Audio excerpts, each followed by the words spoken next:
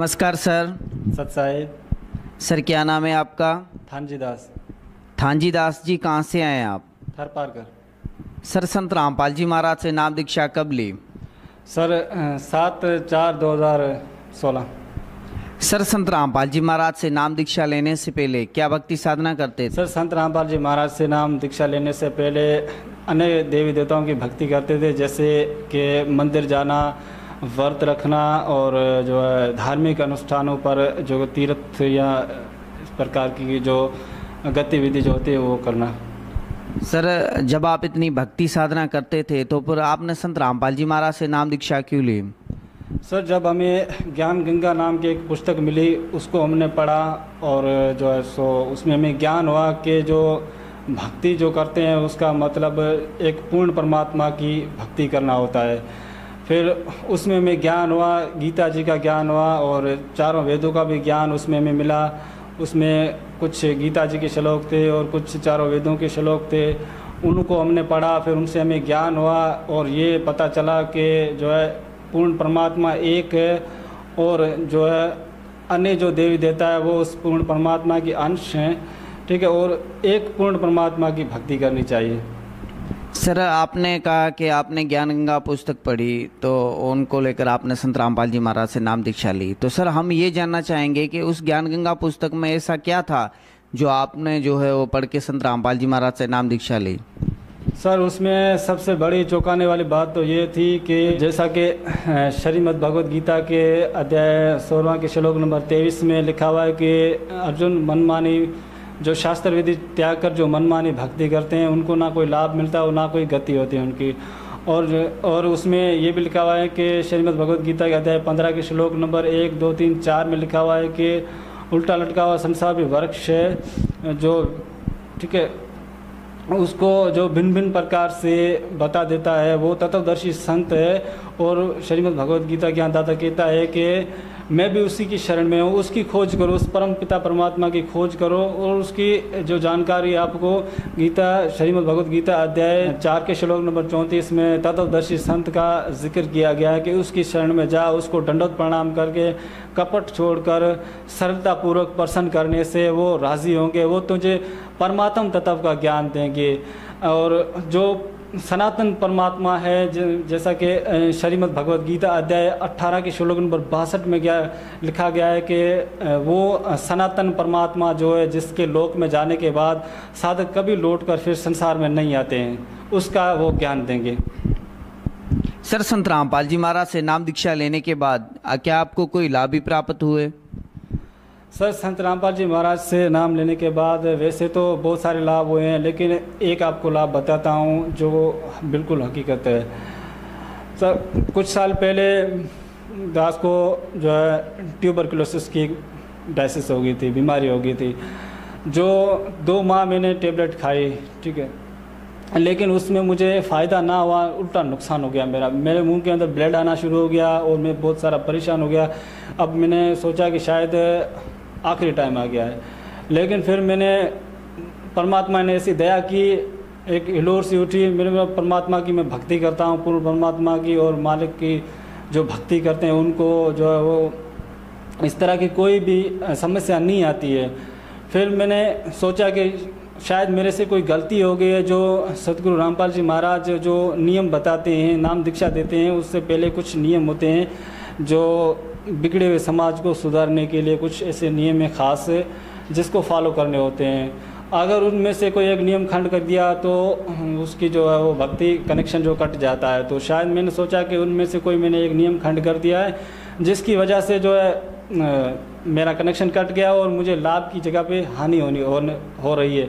फिर मैंने जो है सो दंडवत प्रणाम की, बंदी छोड़ सतगुरु रामपाल जी महाराज को। वो टाइम मुझे याद है, शाम का टाइम था। मैंने साधना टीवी चैनल पे बंदी छोड़ का सत्संग आता है, वो सत्संग सुना और आशीर्वाद लिया। उसके बाद मैंने दंडवत प्रणाम करके परमात्मा से प्रार्थना लगाई कि मालिक आज जो है एक रात है, इस रात पर मुझे दया करो। तो मैं सुबह जो है उठते ही सवेरे आपकी दरबार में आके हाज़िरी भरूंगा और जो गलती हुई है उसके लिए मैं क्षमा चाहता हूं आपसे। फिर मैं बंदी छोड़ की दया से जब सुबह उठा तो मैंने जो है सो देखा तो जो है ब्लड जो आ रहा था वो बिल्कुल भी नहीं आया, और मुझे दृढ़ विश्वास हो गया कि शायद परमात्मा ने मेरी सुन ली है।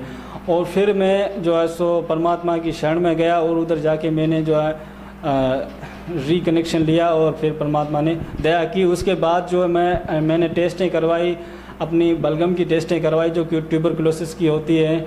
वो मैंने 4 टेस्टें कराई, उसके बाद एक भी नहीं, 4 टेस्टें कराई, 4 भी बिल्कुल नेगेटिव आई। और उसके बाद फिर डॉक्टर ने मुझे कहा कि भाई आपको तो जो है वो बीमारी जो है जड़ से ख़त्म हो गई है, अब आपको कोई टेंशन नहीं है, अब आप जो अपनी नॉर्मल ज़िंदगी जो जीना चाहते हैं वो जी सकते हैं। सर आप क्या काम करते हैं?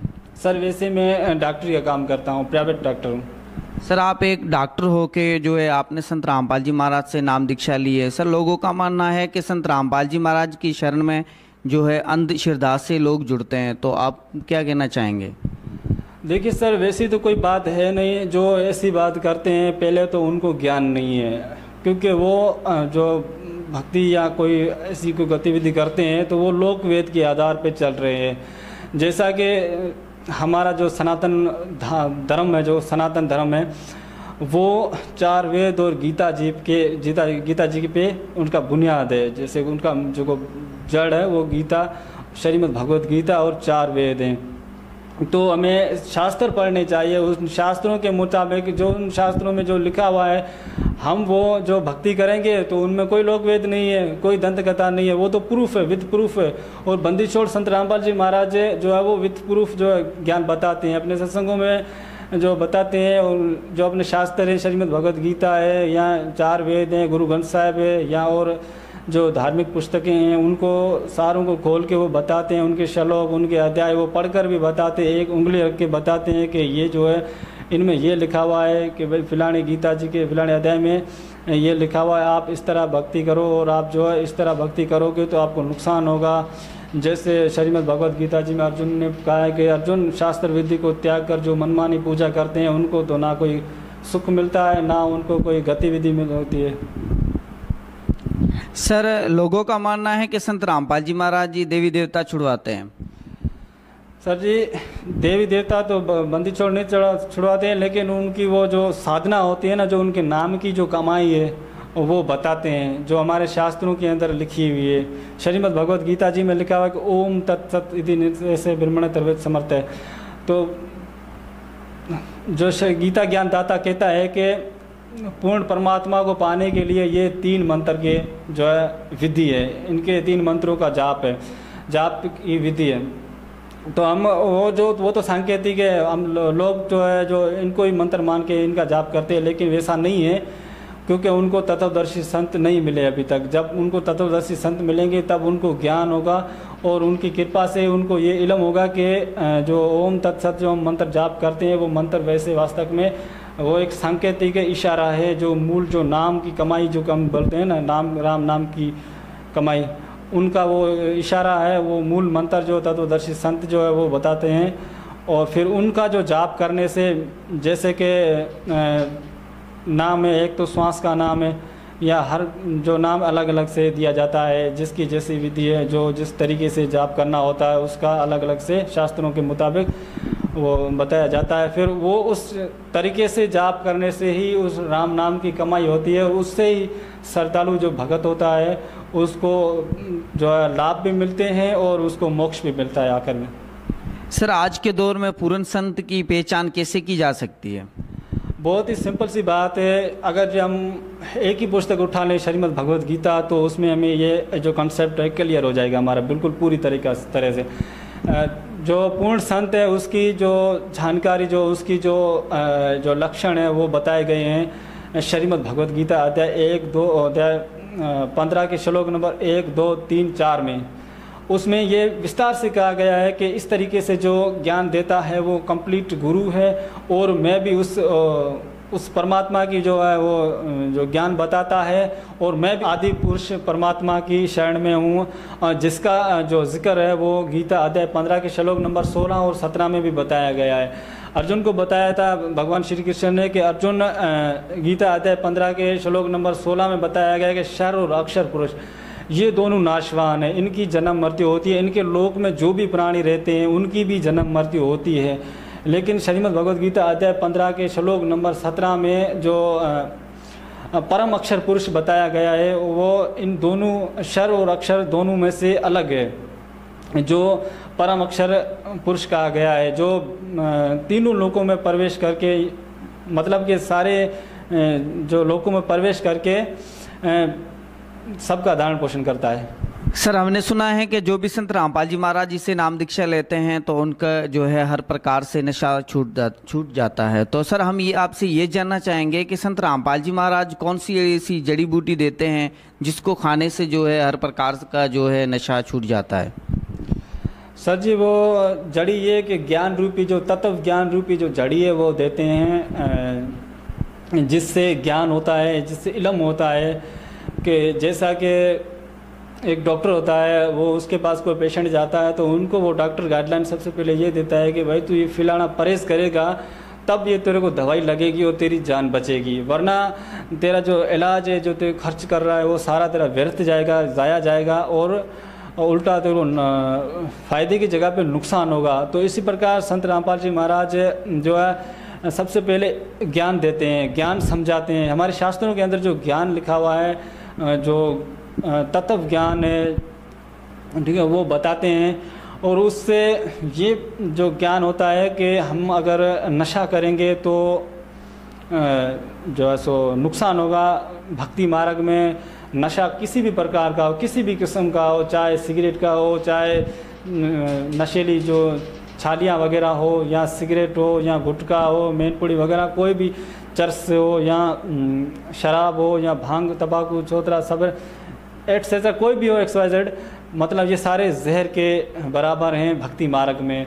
जैसे वो साहिब कबीर साहब जी अपने वाणी में फरमाते हैं कि मदिरा पीवे कड़वा पानी 70 जन्म स्वान के जाने। स्वान मतलब कुत्ता।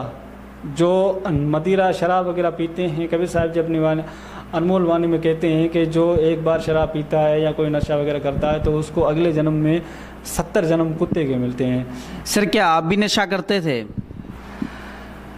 सर जी नशा तो दास ऐसे ज़्यादा तो नहीं करता था, लेकिन थोड़ा बहुत कर लेते थे। जैसा कि शराब पीना, या कभी कभार शराब पीना, या कोई संगत में बैठ गए तो उधर किसी ने सिगरेट पिला दी या कोई छालिया वगैरह खिला दी तो नशीली वस्तु सेवन कर ली तो कर लेते थे। लेकिन बंदी छोड़ संत गुरु रामपाल जी महाराज की शरण में आने के बाद इन चीज़ों को खाना तो दूर की बात, दास उसको टच भी नहीं करता है, हाथ भी नहीं लगाता उसको। ये सारी जो बुराइयाँ वो परमात्मा ने अपनी असीम कृपा से जो था। सर भक्त समाज को क्या संदेश देना चाहते हैं? सर जी भगत समाज को संदेश तो नहीं दे सकता, लेकिन एक हाथ जोड़कर विनम्र प्रार्थना कर सकते हैं कि जो भी अपने धर्म ग्रंथ हैं उन सबको आप पढ़िए और विचार करिए। कि सारा दिन सोशल मीडिया का दौर है, हम सारा दिन उसमें पता नहीं कभी फ़नी वीडियो देखते हैं तो कभी क्या देखते रहते हैं, कभी क्या देखते रहते हैं। तो उससे अच्छा है कि हम अगर ज़्यादा नहीं तो 1 घंटा आधा घंटा जो हमारे धर्म ग्रंथ है उनको पढ़ें और उनसे जो संत रामपाल जी महाराज के जो सत्संग आते हैं उनको भी सुने और उनसे भेंट करें। और उनके बाद ये निर्णय करें कि बंदी छोड़ सतगुरु रामपाल जी महाराज जो ज्ञान देते हैं वो बिल्कुल हमारे सदग्रंथों के आधार पर जगत गुरु तत्वदर्शी संत रामपाल जी महाराज जो ज्ञान देते हैं उनको सुने। और उनसे हमें ये जो है वो पता चलेगा कि ज़िंदगी जो मानव जीवन जो है वो एक अनमोल है, जो है वस्तु है। इसको जो कौड़ी के बदले खोनी नहीं चाहिए। और परमात्मा की जो है वो सत भक्ति करके हम जहाँ से आए हैं निजलोक यानी सतलोक से जो आए हैं, सनातन परम धाम से जो हम उसको छोड़कर आए हैं और वहाँ पे लौट जाएं। गीता अध्याय 18 के श्लोक नंबर 62 में जो कहा गया है कि अर्जुन सर्वे भाव से तो उस सनातन परम धाम में चला जाएगा उस परमात्मा की कृपा से, जहाँ जाने के बाद साधक लौटकर कभी इस संसार में नहीं आते हैं। सर संत रामपाल जी महाराज से नाम दीक्षा कैसे ली जा सकती है? सर जी संत रामपाल जी महाराज से नाम दीक्षा लेने के लिए बहुत ही आसान तरीका है। आप अगर शाम के टाइम पे अगर साधना टीवी चैनल पे सत्संग सुन रहे होते हैं तो वहाँ पे जो सत्संग चल रहा होता है टीवी के अंदर, तो उसमें एक पीले कलर की एक पट्टी चल रही होती है, नीचे लास्ट में नीचे पट्टी चल रही होती है, उस पर कॉन्टैक्ट नंबर लिखे हुए आते हैं। आप उस नंबरों पर कांटेक्ट करके भी आप जो है नज़दीकी आपका जो नामदान केंद्र है आप वहाँ से संपर्क कर सकते हैं और नाम दीक्षा ले सकते हैं। और यूट्यूब पे कबीर जी ऑफिशियल एक यूट्यूब चैनल है, वहाँ पर भी आपको जो है जो नामदान केंद्र के जो नंबर हैं दिए गए हैं नज़दीकी आपको मिल जाएंगे। उस नंबर पे कांटेक्ट करेंगे तो आपको जो है नज़दीकी आएगा कि आपके नज़दीक जो है सेंटर है, आप वहाँ पे चले जाएं और नाम दीक्षा लेके अपना कल्याण करवाएं।